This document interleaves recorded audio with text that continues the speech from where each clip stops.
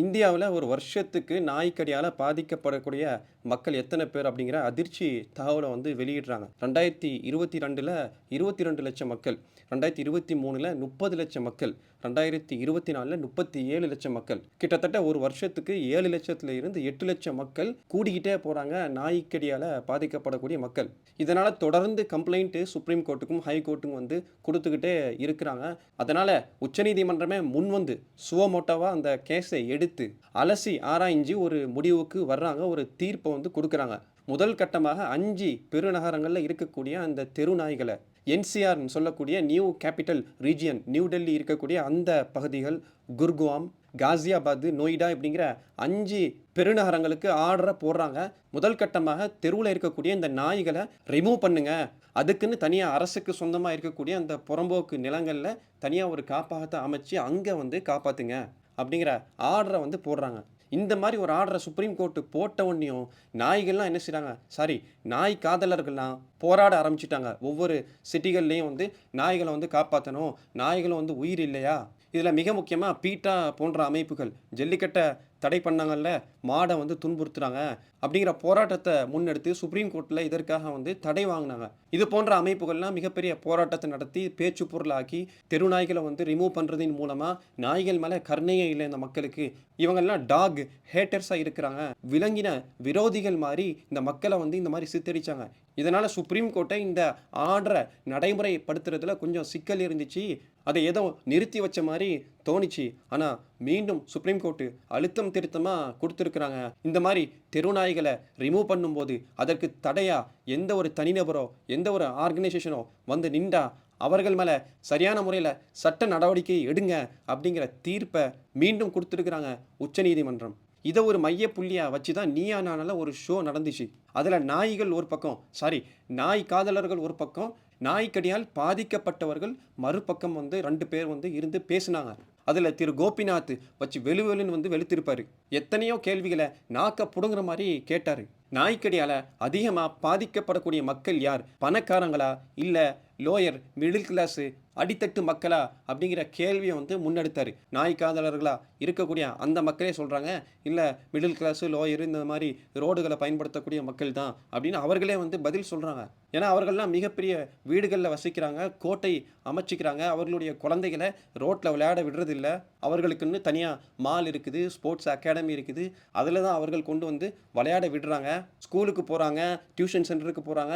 வீட்டு வாசல்லயே வந்து வேன் ஏத்திட்டு போகுது. இப்ப வீட்டு கோட்டைய விட்டு இந்த மக்கள் வந்து வெளிய அனுப்புறதே இல்ல, தங்களுடைய குழந்தைகள. ஆனா அதே நேரத்துல ஒரு ஏழை மக்களும், லோயர் மிடில் கிளாஸ் இந்த ஃபேமிலியை சேர்ந்த மக்களும் வந்து என்ன செய்றாங்க, ரோட்ல தான் வந்து போறாங்க. குழந்தைகளும் வந்து சைக்கிள்ல போறாங்க.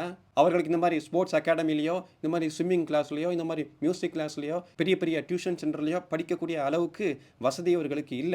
அதனால ரோட்ல தான் வந்து விளையாட வைக்கிறாங்க. அதே மாரி அந்த மக்கள் வேலைக்கு போறாங்க அப்படின்னா, ரோட்ல தான் நடந்து போறாங்க. சைக்கிள்ல போறாங்க, இல்ல வந்து பைக்ல போறாங்க. இல்ல பஸ்ஸ பிடிக்கணுமோ, ட்ரெயின பிடிக்கணுமோ, நடந்து தான் போ வேண்டிய சூழ்நிலை இருக்குது. ஆனா இவர்கள் அப்படி இல்ல. கார்ல போறாங்க.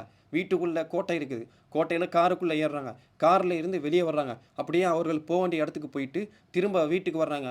பட்டன நக்கிறாங்க. வீட்டு கதவு தொறக்குது. கார உள்ள போய் விட்டுட்டு சொகுசா இருக்கிறாங்க. இப்படி இருக்கக்கூடிய மக்கள் இந்த பக்கம் இருந்துட்டு, நாய்க்கடியால நாங்க பாதிக்கப்பட்டோம். என் குழந்தை இறந்துடுச்சு. அதுல ஒரு மனுஷர் வந்து சொல்றாரு. ஆட்டோல போறாரு. ஆட்டோ ஓட்டக்கூடிய ஒரு நபர். அவர் தன் குழந்தைய ஏத்திட்டு ஆட்டோல போயிட்டு இருக்கிறாரு. ஒரு நாய் குறுக்க வருது. நாய் மேல ஏத்திறக்கூடாது அப்படின்னு வந்து வளைச்சிருக்கிறாரு. வளைச்ச இடத்துல ஆட்டோ கவுந்து, அந்த குழந்தையினுடைய தலையில அடிபட்டு, சிகிச்சை பலனின்றி அந்த குழந்தை இறந்துட்டு அப்படிங்கிற என் குழந்தை இறந்துடுச்சுமா அப்படின்னு அந்த ஷோல வந்து நேரடியா சொல்றாரு. குழந்தையை பறிகொடுத்த அந்த நபர் டைரக்ட்டா வந்து சொல்றாரு. ஈவு இரக்கம் இல்லாம என்ன செய்றாங்க, இந்த பக்கம் வருத்தமான ஒரு விஷயம் தான். அதற்காக நாங்க வந்து அத ஆதரிக்கையில, இருந்தாலும் நாய்கள் மேல ஒரு கருணை இல்லாம ஒட்டுமொத்தமா அழிச்சிறணும், ரிமூவ் பண்ணிறணும் அப்படின்னு வந்து சொல்றது எப்படி நியாயமாகும்? அப்படிங்கிற வியாக்கியானத்த பேசிட்டு இருக்கிறாங்க. ஆனா இந்த மாரி பணக்காரர்களுடைய வீடுகள்ல சொந்தமா நாய் வந்து வளர்க்குறாங்க. அத தெரு நாய்களோட சேர விடுவதில்ல. ஏன்னா இது வேற சாதியா இருக்குது, அது வேற சாதியா இருக்குது. வீட்டுக்குள்ள நாய வளர்க்குறாங்க. அது அவர்களுடைய உரிமையா இருக்குது. ஆனா தெருவுல இருக்கக்கூடிய நாய்கள் மூலமா பாதிக்கக்கூடிய மக்களுக்கு தான் உரிமை இருக்குது. இது இருக்கணுமா? இருக்க வேண்டாமா? அப்படின்னு. இதே ஷோல இன்னொரு நபரு சொல்றாரு, இந்த மாரி வீடுகள்ல வளர்க்குறாங்கல்ல, அந்த நாய் ஜெர்மன் ஷெப்பர்டு, பிட்புல்லு அல்சேஷன் நாய்கள் போல அதை பார்த்தோம் அப்படின்னா குதிரை ஒசரத்துக்கு இருக்குது. அப்படி இவர்கள் வீட்டில் வளர்க்கக்கூடிய அந்த நாய்களை திறந்து விட்டுருக்குறாங்க.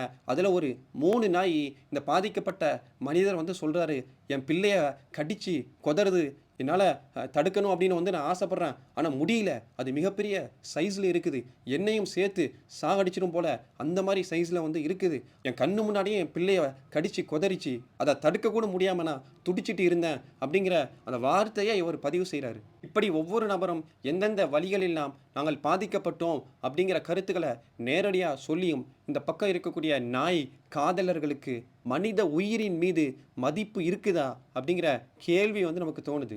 விலங்கு நல காவல் அமைப்புகள் தான் வர்றாங்களே, மனித உயிர்களை காப்பாற்றக்கூடிய ஹியூமன் ரைட்ஸ் கமிஷன் எங்கே போச்சு? ஏதோ போரில் பாதிப்படைகிறாங்க, இல்லை தண்ணி இல்லாமல் சாப்பாடு இல்லாமல் வறுமையால் மக்கள் பாதிப்படைகிறாங்க, இறந்து போகிறாங்க, நியூட்ரிஷன் இல்லாமல் குழந்தைகள் செத்து போகுது, இதுக்கு மட்டும்தான் ஹியூமன் ரைட்ஸ் கமிஷன் வருவாங்களா? நாய்க்கடியால் பாதிக்கப்படக்கூடிய மக்கள் இதுவும் ஹியூமன்ஸ் தானே. இந்த நாய்க்கடியிலிருந்து விடுதலை பெறுவதற்கு இந்த ஹியூமன்ஸுக்கு ரைட்ஸ் இல்லையா? அப்போ ஹியூமன் ரைட்ஸ் கமிஷன் எங்கே போனாங்க? இந்த மாதிரி ஹியூமன் ரைட்ஸ் கமிஷன் முன் வந்து மனித வளங்களை மனித உயிர்களை காப்பாற்றுவதற்காக உள்ள அமைப்பு, நாங்கள் இதற்கு ஆதரவாக நிற்கிறோம், சுப்ரீம் கோர்ட்டுக்கு ஆதரவாக நிற்கிறோம், அரசாங்கத்திற்கு ஆதரவாக நிற்கிறோம் அப்படின்னு அனிமல் வெல்ஃபேர் என்ஜிஓஸுக்கு மேலே ஏன் இந்த ஹியூமன் ரைட்ஸ் கமிஷன் பாயே இல்லை அப்படிங்கிற கேள்விகளை முன்னெடுக்கிறாங்க. இப்படி இந்த பீட்டா போன்ற அமைப்புகள் இன்னைக்கு நாய்களை காப்பாற்றணும், நாய்களை ரிமூவ் பண்ணக்கூடாது, ஸ்டெரிலைசேஷன் பண்ணக்கூடாது, அதை தொடக்கூடாது அப்படின்னு வந்து நிற்கிறாங்க. இதற்கு முன்னாடி மாடுகளை தொடக்கூடாது, ஜல்லிக்கட்டு நடத்தக்கூடாது, அதனால மாடுகள் பாதிப்படைகிறாங்க அப்படின்னு வந்து நின்றாங்களே. இவர்கள்ட்ட எல்லாம் பல கேள்விகளை நம்ம முன்வைக்கணும். மாடுகளை தொடக்கூடாது அப்படின்னு வந்து சொல்கிறீங்க, அதே மாடுகளை அறுத்து அதன் மூலம் அந்த தோலை எடுத்து, மாடை அறுத்து தான் அதில் இருந்து தோலை எடுத்து தான் லெதரு செஞ்சு தான் நமக்கு இந்த மாதிரி பேகா பெல்ட்டா ஷூவா வந்திருக்குது அப்படிங்கிற அக்கறை ஏன் இவர்களுக்கு இல்லை? ஆக மொத்தத்தில் இதற்கெல்லாம் காரணம் என்னன்னு பார்த்தா, உலகம் அப்படிங்கிற ஒரு சுழற்சி, இந்த ஒரு எக்கோ சிஸ்டத்தை புரியாமல் இவர்கள் வந்து பேசுகிறாங்க அப்படின்னு தான் நம்மளால் சொல்ல முடியும். ஏன்னா சாதாரண ஒரு காட்டுக்குள்ளே பார்த்தோம் அப்படின்னா ஒரு உயிரை அடித்து தான் இன்னொரு உயிர் பிழைக்க வேண்டிய சூழ்நிலையாக இருக்குது.